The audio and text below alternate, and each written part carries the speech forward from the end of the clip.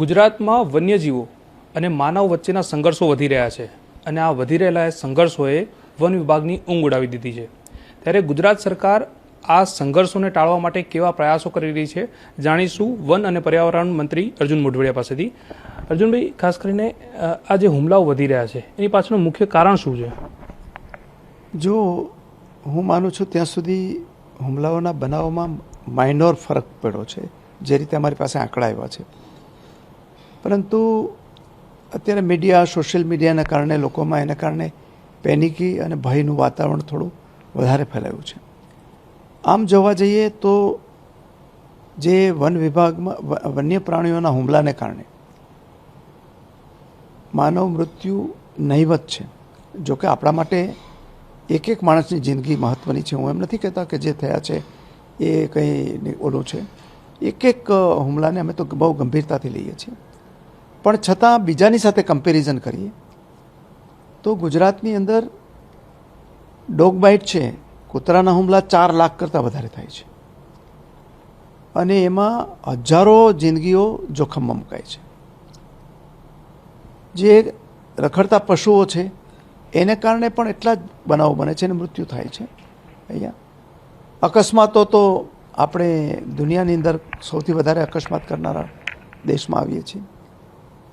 વન્ય પ્રાણીઓમાં હુમલાઓ થાય છે જરૂરથી, પણ એ મૃત્યુ નહીવત છે। 35 લોકોની આસપાસની વાર્ષિક એવરેજ આપણે ત્યાં આવે છે। આ વખતે 3-4 વધે એવી શક્યતા છે। હજી વર્ષ પૂરું નથી થયું, પણ 3-4ની સંખ્યામાં વધારો થાય એવી શક્યતા છે। આપણે એને પણ ઘટાડવાના છે અને એના માટે વન વિભાગ તમામ રીતે પ્રયાસો કરી રહ્યા છે। પણ આખરે તો આપણે સહઅસ્તિત્વમાં જીવનારા લોકો છીએ। ઘરની બહાર નીકળીએ એટલે આપણું જીવન છે એ સાવચેતીથી રહેવું જોઈએ એમ બધાએ આપણે માનીએ છીએ। અકસ્માતોથી, રખડતા કૂતરાઓથી, પછી બીજા કોઈ કારણોસર થતું હોય એના કારણે, એટલે એ સાવચેતી રાખવી જોઈએ। અને બાકી જે છે એ વન વિભાગ છે એ બાબતે ખૂબ ગંભીરતાથી એક એક ઘટનાને લે છે અને એ નિવારણ કરવા માટેના અનેક પગલાઓ આપણે લઈ રહ્યા છીએ। સાહેબ, મોટાભાગે સિંહ છે તે માનવ ઉપર હુમલા નથી કરતું, કેમ કે માનવ પ્રેમી કહી શકાય એને, તો આ છેલ્લા થોડા સમયમાં કેમ આ હુમલા વધી રહ્યા છે? એવા કયા કારણો છે? સિંહને માનવ પ્રેમી તો ન કહી શકાય, પણ એ સિંહ છે એનો પ્રેય છે એ માણસ નથી અને એ માણસ ઉપર હુમલો કરે એમનો સ્વભાવ નથી, સિવાય કે એને છંછાડવામાં આવ્યો હોય। અને એ જે અત્યાર સુધી ઘટના બની છે કોઈ પણ જગ્યાએ, એને કદાચ જે ભોગ બનનારે એને છેડછાડ નહીં કરી હોય, કોઈ બીજી જગ્યાએ ક્યાંક છેડછાડ કરી હોય, અથવા તો એના બે જે પ્રાઇવસીના પ્રસંગો હોય છે કે એની મેટિંગ પીરિયડ ચાલતો હોય ત્યારે, અને એના સિંહણ એના બચ્ચા સાથે હોય ત્યારે સેફ ડિસ્ટન્સ ઉપર આપણે રહેવું જોઈએ। પણ છતાં આપણે સિંહને સિંહ તરીકે જ જોવું જોઈએ। એની વાઇલ્ડ ઇન્સ્ટિંક્ટ છે જ, એટલે એ સામાજિક પ્રાણી નથી આપણી જેમ, અને એવી સમજ પણ નથી, પણ એને જો છંછેડવામાં ના આવે અને સાવચેતી રાખવામાં આવે તો સિંહનો હુમલો રેરેસ્ટ ઓફ ધી રેર છે। આપણે કોઈ દિવસ ગીરના જંગલમાં છે સિંહે કોઈ માલધારી ઉપર હુમલો કર્યો હોય એવો બનાવ બન્યો નથી। આટલા દાયકાઓનો સદીઓ થઈ ગઈ, કારણ કે એ ઓળખે છે એકબીજાને। પણ આપણે ત્યાં જે બહારના વિસ્તારો છે એમાં કોઈ ને કોઈ કારણસર આવી ઘટનાઓ બને છે અને એમાં આપણે સાવચેતી રાખવી જોઈએ। વન વિભાગ પણ અનેક પ્રકારના પગલાં લઈ રહી છે। દાખલા તરીકે અમે ટ્રેકરોની સંખ્યા વધારવા જઈ રહ્યા છે। ગ્રામ્ય વિસ્તારમાં વન્ય પ્રાણી મિત્રથી માંડીને બીજી યોજનાઓ લઈ આવીએ છીએ। જે લોકો વાડી વિસ્તારોમાં રહીએ છે એના માટે મેળાની યોજના લઈ આવી રહ્યા છે। અમે મેળાની યોજના આવી છે અને હવે ઓસરીની યોજના લઈ આવીએ છીએ, જેથી જે લોકો છે એ સલામત રીતે પોતાના ઘરમાં રહીએ, કમ્પાઉન્ડની અંદર રહીએ અને બાળકોને કે બીજા કોઈને આપણને નુકસાન ન થાય। 2-5 વર્ષ પહેલાંની વાત કરીએ તો ત્યારે જે સિંહોની વસ્તી હતી અને જે ક્ષેત્રફળ હતું જંગલનું, બરાબર, એમાં ને અત્યારમાં કેટલો ફરક? શું એવું કહી શકાય કે માનવ છે તે જંગલની વધારે નજીક જઈ રહ્યો છે અને તેના કારણે કદાચ આ હુમલાઓ વધ્યા હોય? આપણે કોઈ પણ આપણી આજુબાજુ છે એનો કોઈનો નાશ કરી શકતા નથી. આપણે સહઅસ્તિત્વ સ્વીકાર્યું છે અને સિંહોની વસ્તી વધી છે એનું કારણ પણ આપણા વન્ય જીવો પ્રત્યે જે સકારાત્મક અભિગમ છે આપણા લોકોનો, એને કારણે આજે વન્ય પ્રાણીઓની વસ્તી છે એ વધી છે. અને બીજું, સપ્રમાણ વસ્તીઓ બધાની વધવી જોઈએ. જો ઇમ્બેલેન્સ થાય એમાં એકને કારણે, દાખલા તરીકે દીપડા નહોતા અને અત્યારે જરખ નથી, હાઈના નથી, તો એને કારણે ભૂંડને આની વસ્તી વધી ગઈ હતી આપણે રોજની. હવે એ વસ્તી કંટ્રોલમાં આવતી જાય છે. એમ દીપડાને કંટ્રોલ કરવો હોય તો લાયન જોઈએ. અને આ પ્રકારે આખી સૃષ્ટિ છે એ બેલેન્સ એકબીજાને કરીને રહેતી હોય છે. અને આપણે જે રીતે ગીરના માલધારીઓએ અને ગીરની આસપાસના લોકોએ સહઅસ્તિત્વ સ્વીકાર્યું છે એમ આપણે બધાએ સહઅસ્તિત્વ સ્વીકારવું જોઈએ. અને એના માટે વન વિભાગ છે એ પણ આજુબાજુના લોકોને સેન્સિટાઈઝ કરવાનું અને આવા હુમલાઓ ન થાય એ માટે પ્રિકોશનરી અનેક પગલાઓ લઈ રહી છે. સિંહ ઉપરાંત બીજા કયા કયા વન્યજીવો છે કે જે માનવ ઉપર હુમલા કરી રહ્યા છે છેલ્લા થોડા સમયમાં, અને એ હુમલા થાય ત્યારબાદ આપણી શું પ્રોસિજર હોય છે?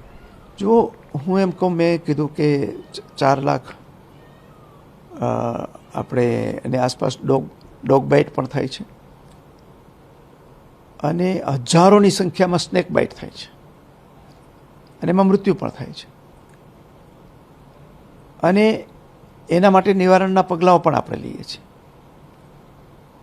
એમ માણસની ઉપર જે થોડા ઘણા હુમલા ક્યાંક થાય છે તો એના માટે બંને પક્ષે વન વિભાગની એની ફરજ છે, લોકોએ પણ થોડું સાવચેત રહેતા શીખવું જોઈશે. કારણ કે આપણે આખરે પૃથ્વી ઉપર રહીએ છીએ અને પૃથ્વી ઉપર જેટલા જીવો વસે છે એ જીવોને આપણે સહઅસ્તિત્વ સ્વીકાર્યું છે.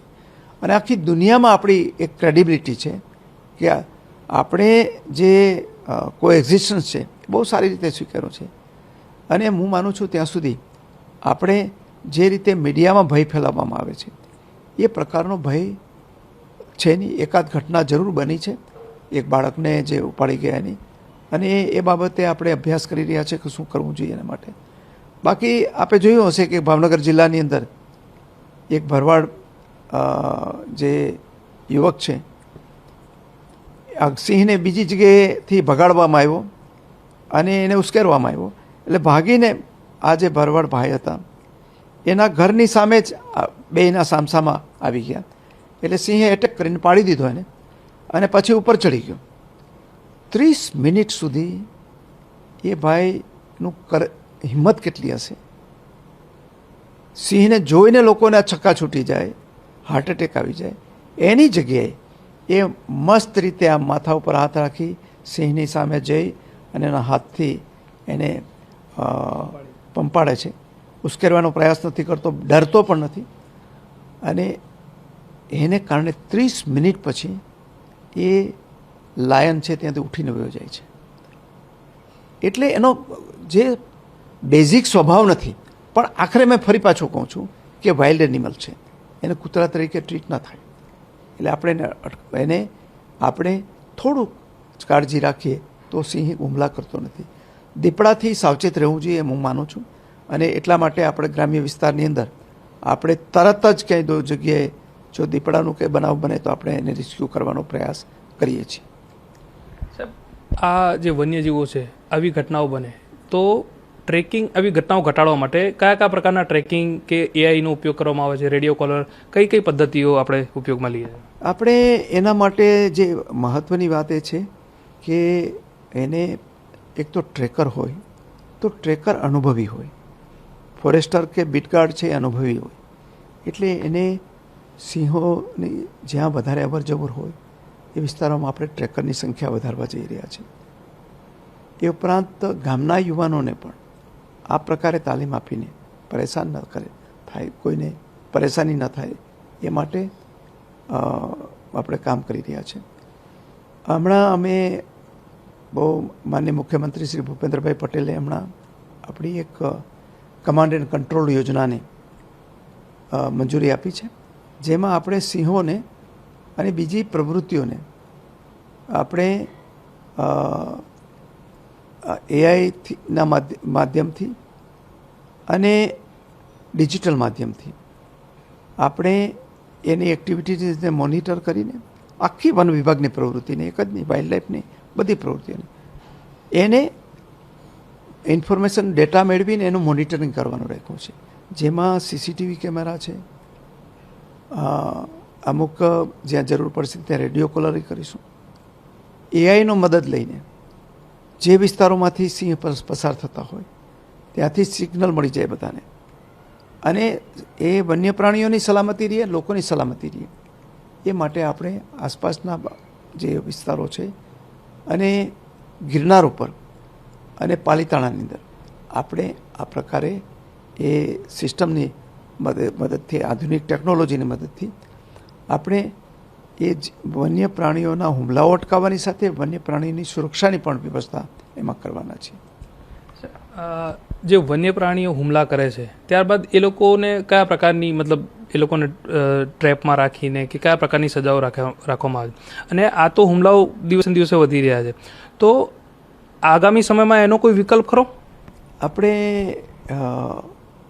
જે હુમલા થાય તો આપણે એના માટેની સહાયના ધોરણો પણ નક્કી કરેલા છે. પશુપાલકોના પશુઓને થાય તો એમાં પણ આપણે સહાયના ધોરણો નક્કી કરેલા છે, અને સાથે જે વન્ય પ્રાણીઓ હુમલા કર્યા હોય તો તરત જ એને રેસ્ક્યુ કરીને એની મુક્તિ છે એ છીનવીને એને રેસ્ક્યુ કરીને પાંજરે પૂરવામાં આવે છે. એટલે આપણે એ પ્રકારે જે જરૂરી લાગે બધા જ પગલાઓ આપણે લઈ રહ્યા છે, અને મને આનંદ એ વાતનો છે કે એમાં જનતાનો સહકાર છે એ ખૂબ ઊંચો છે. બીજા દેશોમાં આટલો સહકાર નથી મળતો જેટલો આપણા વિસ્તારોમાં લોકોનો સહકાર મળે છે. એટલે હું માનું છું ત્યાં સુધી આપણે ધીમે ધીમે આ સહઅસ્તિત્વ છે એ સહઅસ્તિત્વ ની સાથે જીવતા શીખી જઈશું. સાહેબ, તમે જે પ્રમાણે કીધું કે આવું કોઈ હુમલો કરે વન્યજીવ તો એની મુક્તિ આપણે છીનવીને એને પાંજરે પૂરીએ છીએ, હું એ જ પૂછું છું કે એનો કોઈ વિકલ્પ ખરો કે આગામી દિવસોમાં આવું ક્યાં શોધીએ એમ? કારણ કે આ બધા જેલમાં પૂરવાના કાયદા માનવો માટે છે, વન્યજીવોના કાયદા અલગ. નહીં, એ જે આખી દુનિયાનો જે પ્રોટોકોલ છે જે આપણે અપનાવીએ છીએ, આપણો કોઈ અલગથી પ્રોટોકોલ છે નહીં અહીંયા. એટલે જે વૈશ્વિક પ્રોટોકોલ છે અને જે નિષ્ણાતોના અભિપ્રાયો છે એ પ્રમાણે જ આપણે કામ કરીએ છીએ.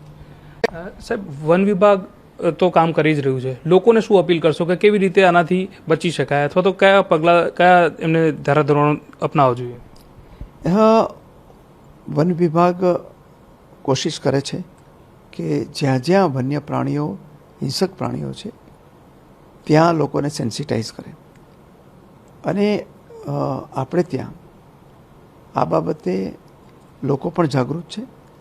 પણ છતાં હું એટલું જરૂર કહીશ કે જે વન્ય પ્રાણીઓ છે, ખાસ કરીને સિંહ છે, એ સિંહ છે અકારણ હુમલા કરતો નથી, અને બીજા પ્રાણીઓ પણ તમે સાવચેતી રાખો તો માણસ ઉપર હુમલો કરવા ટેવાયેલા નથી. તો આપણે એનાથી સાવચેત ડિસ્ટન્સે રહેવું જોઈએ, અને જ્યાં આપણે ત્યાં આપણા બાળકોથી માંડીને આપણા લોકોએ એ સાવચેતી રાખે, અને કંઈ પણ આવું તમને જણાય તો નજીકના જે વન અધિકારી છે, એના ફ્રન્ટલાઇન સ્ટાફ છે, એને તમે જરૂરથી જાણ કરશો. હવેથી આપણે વન વિભાગના અધિકારીઓને પણ વાયરલેસ સેટ સાથેની ગાડીઓ પણ આપવા માગીએ છીએ વધારાની. એના માટે 2 વ્હીલર જે ફ્રન્ટલાઇન સ્ટેપ છે એના માટે 2 વ્હીલર અને વાયરલેસ સેટ સાથેની સુવિધાઓ કરવા માગીએ છીએ. કેમેરા પણ આપણે રાખીને વિસ્તારનું મોનિટરિંગ કરીને એના ઉપર મોનિટરિંગ પણ કરવા માગીએ છીએ. એટલે તમને જરાય કોઈ લોકોને આવું લાગે તો તુરંત જ વન વિભાગને એની હેલ્પલાઇનમાં ફોન કરીને જાણ કરવા બધાને વિનંતી કરીએ છીએ. Thank you sir. તો સાવચેતી અને ખાસ કરીને વન વિભાગની મદદ આ જ બે કારણ છે કે જે માનવ અને વન્યજીવ વચ્ચેના સંઘર્ષને અટકાવી શકે છે. કેમેરામેન મુકેશ ડોડિયા સાથે મનોજ ખત્રી, ETV ભારત, ગાંધીનગર.